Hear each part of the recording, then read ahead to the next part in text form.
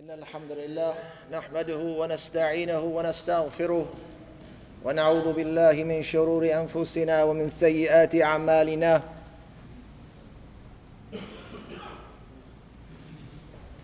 من يهده الله فلا مضل له ومن يضلل فلا هادي له وأشهد أن لا إله إلا الله وحده لا شريك له وأشهد أن محمدًا عبده ورسوله صلى الله عليه وسلم يا أيها الذين آمنوا اتقوا الله حق تقاته ولا تموتن إلا وأنتم مسلمون يا أيها الناس اتقوا ربكم الذي خلقكم من نفس واحدة وخلق منها زوجها وبث منهما رجالا كثيرا ونساء واتقوا الله الذي تساءلون به والأرحام إن الله كان عليكم رقيبا يا أيها الذين آمنوا اتقوا الله وقولوا قولا سديدا يصلح لكم أعمالكم ويغفر لكم ذنوبكم ومن يطع الله ورسوله فقد فاز فوزا عظيما أما بعد فإن أصدق الحديث كتاب الله وخير الهدي هدي محمد صلى الله عليه وسلم وشر الأمور محدثاتها وكل محدثة بدعة وكل بدعة ضلالة وكل ضلالة في النار ثم أما بعد. My dear respected brothers and sisters in Islam, to continue our dialogue or conversation about the objectives and lofty aims of the Shariah, the legislation of Allah subhanahu wa ta'ala, we have hopefully, by the favor and virtue of our Lord Azza wa Jal, come to understand without a doubt that Allah Azza wa Jal is described as Al-Hakim, that He is infinitely and divinely wise. He is described with wisdom, a quality, an attribute that is intrinsic, that is within the essence of Allah Azza wa Jal. And therefore everything that He does, whether that is creation or command, it is an extension of that wisdom filled with it. It is not arbitrary, it is not haphazard, it is not for no reason and without aim, but it is filled with the wisdom of Allah subhanahu. And there is nothing that He does that is not based upon this very belief. Everything from the beginning of our faith, from the beginning of our law, the book and the sunnah, from the first letter to the last, and all that it contains of halal and haram, there is a very clear objective and aim behind it, whether we have come into the knowledge of that or not. Whether we understand it or we do not, it is sufficient for us to know that it is not without wisdom, and therefore hear and obey. To surrender as the servants of Allah subhanahu wa ta'ala, even if within ourselves we find something displeasing, something which may seem unimportant, or something even to us as human beings may seem as if there is no purpose behind it. Brothers and sisters, Allah subhanahu wa ta'ala, He says in the Quran, أَفَلَا يَتَدَبَّرُونَ الْقُرْآنَ أَمْ عَلَى قُلُوبٍ أَقْفَالُهَا. In this chapter, Surah Muhammad, verse number 24, do they not think deeply in the Quran? Do they not ponder and reflect in the Quran? Or are their hearts locked up from understanding? The Quran, brothers and sisters, it is filled cover to cover with beneficial lessons. Not only does it relate for us historic accounts of past nations, Allah subhanahu wa ta'ala recounts for us the past and previous nations, what happened, why it happened, What's the lesson behind that? Allah Azza wa Jal also speaks about future events that are soon to pass. Allah Azza wa Jal, He speaks about the law. He lays down in the Quran a legal code and defines for us the basis of not only our belief, our creed and doctrine, but also our worship. Brothers and sisters, the Quran, all of this included in it, you will also find that it uncovers the very nature and distinguishing qualities of our faith. Islam possesses a number of fundamental, primary qualities that distinguish it from other systems, from other laws, from other beliefs and ways of life. So as adherents to Islam, as people of faith, as Muslims and believers, to increase our strength of Iman, we must further our understanding. We must delve deeply in thought of this great book to uncover those distinguishing qualities, the qualities of the Shariah. By doing this, we will be better equipped. By understanding the nature of our faith and its fine qualities, we will be better equipped to shatter any doubts that are presented to us. And we know that today, those doubts, they are numerous, and they are presented in a wide array. They are presented to us in many different forms to doubt our religion. Today we are asked, rather we're demanded by our society to doubt the validity and authenticity of Islam, even from our own, some of our own so-called representatives in the spotlight. We find that some of the statements that are being made in the public light, broadcast internationally in the media from our representatives, are contradictory to the principles of Islam. And when we see a face that looks similar to our faces, it may lead us further into doubt about the objectives and aims of the Shariah. We may begin to question its authenticity and its practicality. In order to combat that, for ourselves first and our families and communities, we have to be equipped. And equipment here is not physical strength, but it is mental prowess, knowledge and understanding. Not only can we equip ourselves to shatter and remove these doubts, but we can also better represent our faith and our community. Brothers and sisters, we cannot expect others to speak on our behalf. And when we are disappointed in those that are speaking on our behalf, whether we chose them or not, whether they were propped up and pushed up by a third party for some particular reason, we cannot simply complain about it, but we have to pick up the torch and carry on ourselves. It is not that important. It does not matter that you are not on the news, that you are not in the newspaper, but what is most effective often is that you are reaching out to those around you at work, in your neighborhood, your family and friends.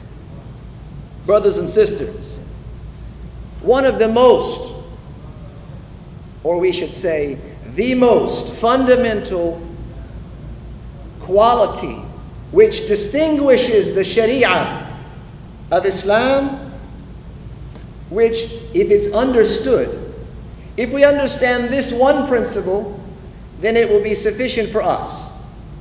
We will find ourselves sufficed to render any and every other law and system null and void. And that is that the aims and the objectives of the Shariah, of the Islamic law, are the result of Allah's divine and infinite knowledge. The aims and objectives of our law, of our way, of our lifestyle, are the result of Allah's divine and infinite knowledge. Allah's knowledge, it encompasses all things. He knows what was, and He knows what will be. There is nothing that escapes Him except that He knows it and He has recorded it.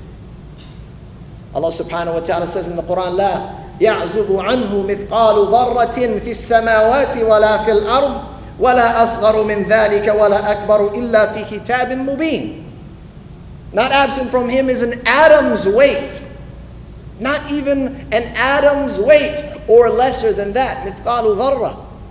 It's the smallest possible thing. It is not absent from Allah subhanahu wa ta'ala within the heavens or within the earth or whatever is smaller than that or greater than it, except that Allah subhanahu wa ta'ala has it in a clear register. It is known. Not only, look at the beauty of this, today and even in the past, where the written word is so much more valuable and powerful than a concept floating in the minds of man. We write things down. We make a record of them. We have receipts when we make purchases. We have contracts to enter into engagements and transactions, so that the information, the action, and the transaction is verified and validated. So Allah subhanahu wa ta'ala, not only does He know all that was and all that will be, but He has written and recorded it in a clear book, in a register. It is verified, it is validated, it cannot be questioned. It serves as an evidence, just as that document is pulled out when needed as evidence for transaction. Brothers and sisters, Allah subhanahu wa ta'ala, not only does He know and recorded, but His knowledge preceded everything and is infinite and indefinite. There was no beginning to it. Allah subhanahu wa ta'ala did not come into knowledge, but He knew. And even as it was reported in Sahih Muslim, on Abdullah ibn Amr ibn al-As radiyallahu anhum, he says, سمعت رسول الله صلى الله عليه وسلم يقول كتب الله مقادير الخلائق قبل أن يخلق السماوات والأرض ب50 ألف سنة قال وعرشه على الماء. He says that Allah subhanahu wa ta'ala recorded the decree of all creatures 50,000 years before He created the heavens and the earth. And His throne was above the water. Brothers and sisters, when we ponder these texts, and I just mentioned to you one portion of an ayah and one hadith. When we ponder these texts and those similar to them, and there are many, many, if you just open that book, the book of Allah, if you open that book, you will find them filled with a similar message. It becomes very clear that Allah subhanahu wa ta'ala, He knows all. He is aware of all. His knowledge is not limited to time nor place. It's not limited to time nor place. His law is therefore timeless and universal. It's not limited to time, a period, a point in time, nor a specific place or locality. Therefore, the law, it is timeless and it is universal. It is suitable and beneficial for all times in all locations, for all peoples and all cultures. Brothers and sisters, Allah subhanahu wa ta'ala, with His knowledge, He knows and is well acquainted with the true nature of mankind. Allah subhanahu wa ta'ala is well aware of His creatures, their true nature upon which He created them. Allah subhanahu wa ta'ala created us, and He created the nature by which we live. He knows our disposition, and He knows our every action and intent. Not only the action, but the intent Allah subhanahu wa ta'ala knows. Sometimes the actions appear to be good, but the intent is corrupted and spoiled. Us as human beings, our judgment is reserved to what is witnessed and measured. The internal workings are hidden from us, a display of our limited knowledge of this world. Allah subhanahu wa ta'ala, He says in the Quran, وَعِنْدَهُ مَفَاتِحُ الْغَيْبِ لَا يَعْلَمُهَا إِلَّا هُ وَيَعْلَمُ مَا فِي الْبَرِّ وَالْبَحْرِ وَمَا تَسْقُطُ مِنْ وَرَقَةٍ إِلَّا يَعْلَمُهَا وَلَا حَبَّةٍ فِي ظُلُمَاتِ الْأَرْضِ وَلَا رَطْبٍ وَلَا يَابِسٍ إِلَّا فِي كِتَابٍ مُبِينٍ.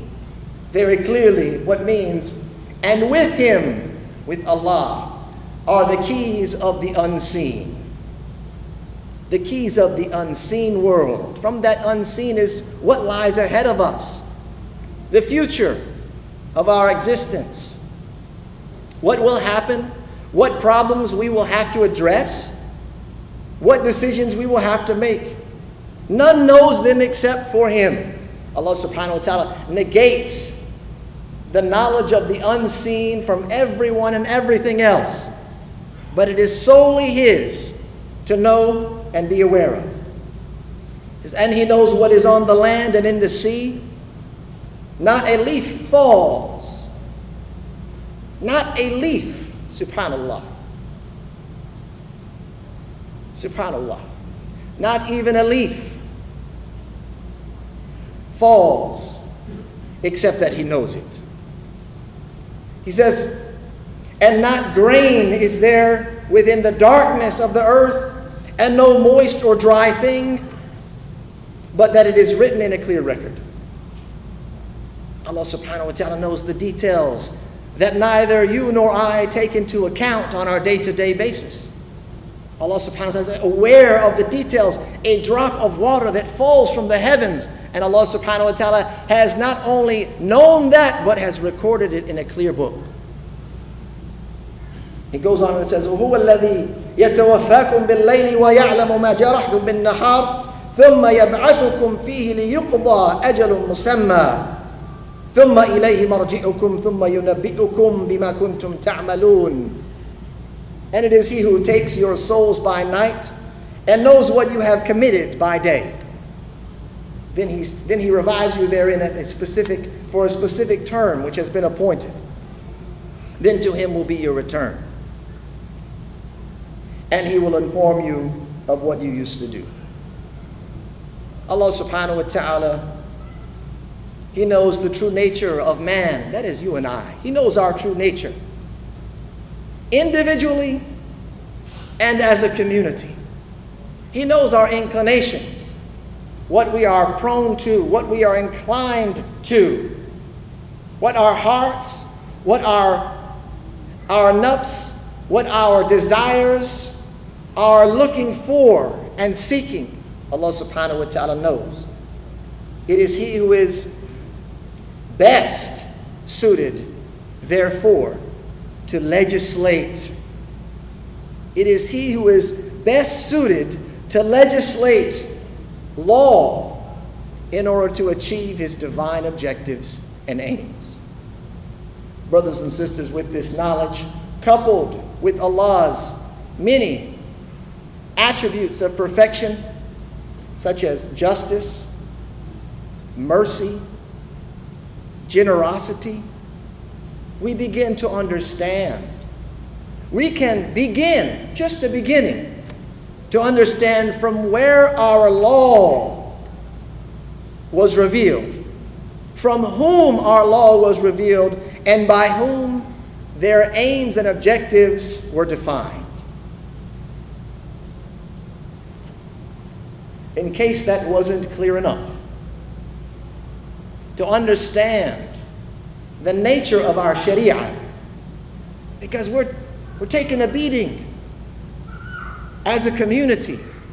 I don't just mean here, I'm talking about globally. We're taking a beating in the eyes of many. Popularity poll outlook is grim. Either we can muster up the strength and courage to withstand that trial, or we will find our knees buckling and weak. We will find our resolve diminish quickly because of the sheer pressure that is put on us. So if there needs further elucidation, then like the great imams and scholars of our faith, they say, وَبِضِدِّهَا تَتَبَيَّنُ الْأَشْيَاءُ, that when you look at the opposite, then things become very clear. When you look at the opposite of things, they become very clear. This should be very familiar to us. We understand the nature of hot with the presence of cold. We understand what light is when it is taken over by darkness. We see the clear and stark differences between these things because opposites can be compared. Their attributes can be set one next to the other, and we can see the true nature of the thing. So when we look into the aims and objectives of other laws, of other systems, of other ways of life, we will find that just like our Shariah, here's a similitude. This is where they are similar. The other laws, the other systems, the other ways of life, they are similar to our Shariah as they are a reflection of their legislator. They are a reflection of the one who put them in place. As the legislator is, so shall the aims and objectives be. So if we are able to picture this, our Sharia, our Islam, our beloved faith, our source of honor and dignity and guidance in this life to the next, and put that next to what is being proposed, to abandon that for something different, to leave that for something else, popular poll and opinion, pop culture and tradition, we can make a comparison. And this comparison is not done to be overly critical or unfair, but to point out what should be the obvious to us. Brothers and sisters, we as human beings are intrinsically limited creatures. Our knowledge is confined to both time and place. Unlike Allah subhanahu, our knowledge is confined to time and place. We understand what's happening now, and we understand what's happening here. We cannot have a full understanding and picture of what happened in the past, nor what's happening elsewhere. We only rely upon record and account, that which is given to us by our fellow weak creature man. Therefore, the objectives of man's law can never be timeless, nor can they be universal. This is something well understood by each and every one of us. The laws that have been created by man today, right here, many of them are not applicable in another part of the world, and they may not stand the test of time. We look at our own situation, amendments, ratifications, changes to the law are explicit evidence to that. Brothers and sisters, our knowledge not only of our environment is limited, but the knowledge of ourselves as creatures is very limited. We as human beings do not fully understand ourselves. We continue to discover who we are every day. And I don't just mean psychologically or emotionally, but I'm talking about completely who we are as a creation, as a species, as a race. Who we are still learning about our environment. What is there in this earth? All of it has yet to be discovered. That knowledge is not hidden to Allah. It has remained hidden, and much of that will continue to be concealed from us. We cannot account for individual needs, and therefore we will always struggle as individuals and communities to define objectives and aims that are suitable for the masses. We often overestimate what we are capable of. We will overestimate the quality and character of the man or the woman because we don't want to address the real nature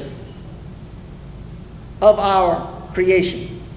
Brothers and sisters, our perspective, it is shaped by personal experience.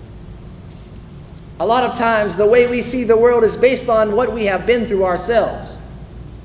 If we have been burnt, if we have been hurt, if we have been mistreated, that is often reflected in our attitude towards others. We will see the world in a very negative light, and we will judge accordingly. And the same goes if you have been living a privileged life, happy, satisfied, and fulfilled. You may have a very positive outlook on things, which will lead you to prejudice in your judgments and your rule.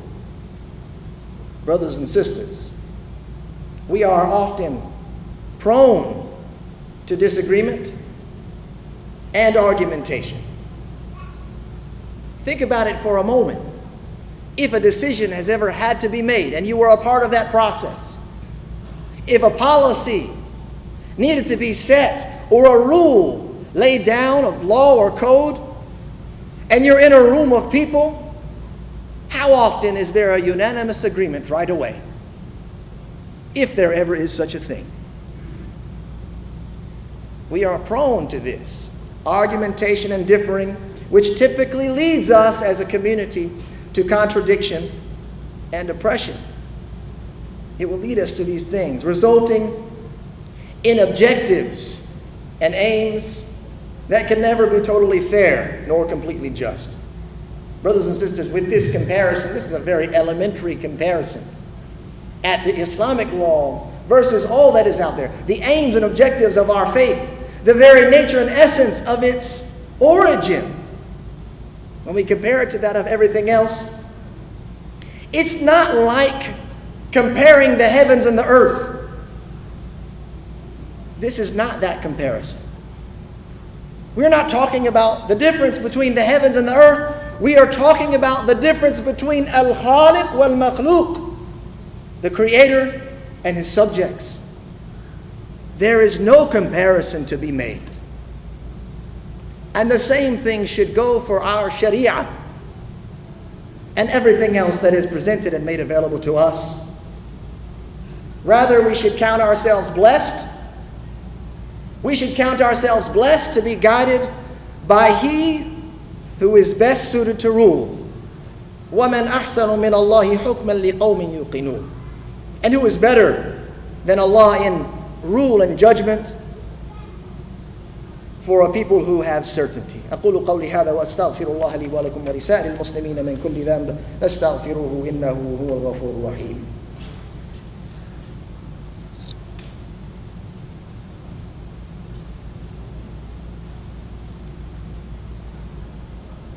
بسم الله والحمد لله حمدا كثيرا طيبا مباركا فيه كما يحب ربنا ويرضى ونصلي ونسلم على نبينا محمد وعلى آله وأصحابه ومن تبعهم بإحسان إلى يوم الدين وبعد. My dear brothers and sisters, we are facing, as mentioned before, a great challenge. We are facing a very, very difficult test. And it's coming at us from all sides. Today, as we speak, it's coming at us very clearly from outside. But also now, beginning to pop onto the scenes, is opposition from within our very ranks. No one here, alhamdulillah. But there are those that attribute themselves to Islam, that claim to be representatives of our faith, speaking on our behalf, that are cutting our legs from beneath us. We have to be very, very particular about who we endorse on a national level, local level, international level. Because they say one good thing that agrees with us, supports us, does not justify our endorsement. Things need to be given time so they become clear. Is this fair representation or not? In the meantime, until we do have that knight in shining armor that will do the work for us, which may never come. It may never get the attention that we want it to. And I doubt that it would in most circles. That's a tactic. We have to understand and reach out to our community to show them the true nature of our Shariah, of our faith and our law. To let them know that we stand united and without doubt that it is incomparable. It is incomparable to anything else. We're not interested. We're not buying. We're not receiving freebies or gifts either. We're satisfied with what we have. What we have is from Allah subhanahu wa ta'ala. Its source is divine, as are its aims, its objectives, and its laws. It is timeless, and it is universal in application. It addresses our true nature as human beings, and it takes into consideration, as a reminder, our way of life takes into consideration not only our betterment here, but our betterment in the next life, which the local laws, they're not concerned with what happens to you after you pass away. They're only concerned with what happens now and here. This is from the superiority of Islam, that it takes both things into consideration now and tomorrow when you meet Allah Azza wa Jal. Our law is not subject to change. Its fundamentals, they are fixed. But at the same time, it possesses leniency where leniency is needed.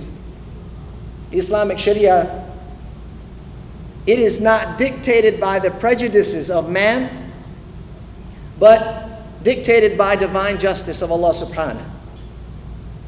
It also demands a unique level of respect, esteem, and honor. This is very unique. The law of Allah, it demands, there is a natural respect that the human has for the law of Allah. A person will feel guilty by breaking those laws. But the man-made law, typically they only feel guilty when they are caught. Otherwise, it's a free-for-all. That's why we have the radar detectors in our windshield. So we don't get caught speeding. We can break it all day, and we'll only feel bad about it when we're caught. But there's something that occurs in the heart of the believer, and in most of mankind, unless it is extinguished. And that is when you sin and break Allah's law, there's a feeling of guilt and dissatisfaction. Brothers and sisters, our laws, not only all of that, but their objectives are well-disciplined, well-rounded, and balanced. So we ask that Allah subhanahu wa ta'ala bless us to see the truth and bless us to follow it, to also bless us to understand falsehood for what it is and protect us from falling into it. وصلى الله وسلم على نبينا محمد وآخر دعوانا الحمد لله رب العالمين.